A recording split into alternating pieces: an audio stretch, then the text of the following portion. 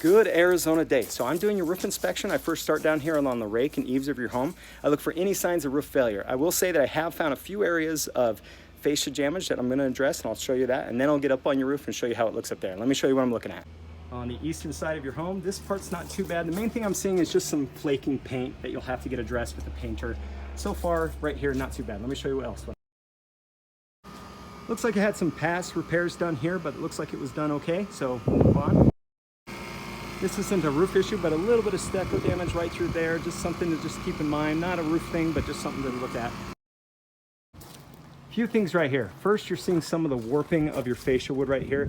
And then this piece of wood, this 1x4, that's set up there to help raise your tile because you don't have a tile riser or bird stop in the tile. It's kind of common for roofs that were installed during this time. But if you look up there, that wood up there is starting to show a lot of signs of rot and a lot of water damage and rot. So that's going to need to be replaced pretty soon. Another sign of some deteriorating wood right there. Here's some more evidence of that flaking paint. This is more of a paint issue rather than it's a roof issue, but just something to keep in mind. Okay, so right here, there's some pretty big wood damage right here. Now, it looks to me that this is termite damage. Now, I'm not an expert, but I would say that you probably want an expert to come out because I've seen damage like this before, and people have hired experts, and that's what they say. Now, I can't make a call for that, but that's what it looks like to me.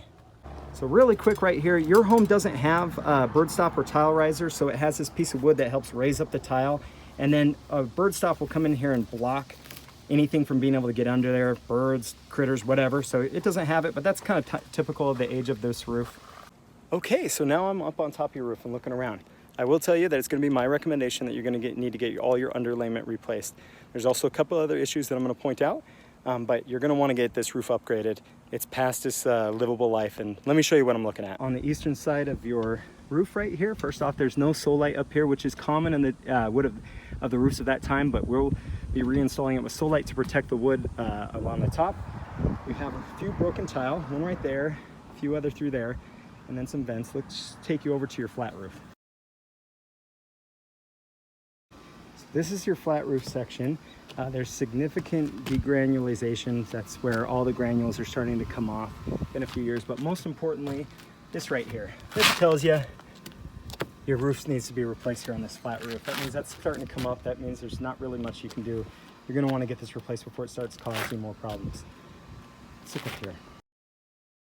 Some more broken tile right there, and there's a few over there. So here's a vent. There's no storm collar around it, so when we reinstall this, it's going to have a storm collar. Storm collar sits there like a little collar on a neck, and it keeps rain from getting down into that area. So you're going to want to get a storm collar on there.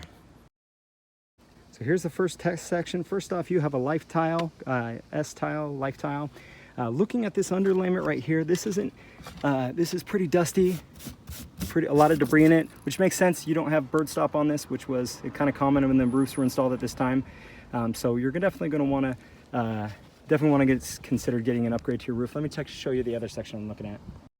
Here's a mortar mound. So what we'll do when we do this is we're going to redo this, but it helped with this joint right here. But some of the mortar mounds are cracked, and over time that happens. So that's just normal maintenance stuff, but we'll get that taken care of for you.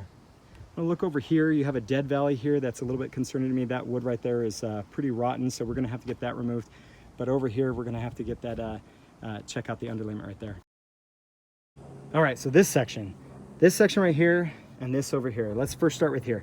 So this is pretty high up on near your ridge, so it shouldn't have a whole lot of wear and tear on your underlayment here because it doesn't get as much water as it does get further down the roof. But right here, you can already tell that there's quite a lot of degradation of your underlayment right here. A lot of evidence of water getting on it. And then if we come over here, this right here is your dead valley. Right here, this is where water comes right in here. We're gonna wanna get this place re-looked at. If you look at along here, the fascia wood looks pretty worn out and starting to look like there's quite a bit of dry rot on there. Another thing, if you look right over here, sneak peek of the underlayment under here, you can see the underlayment right through here.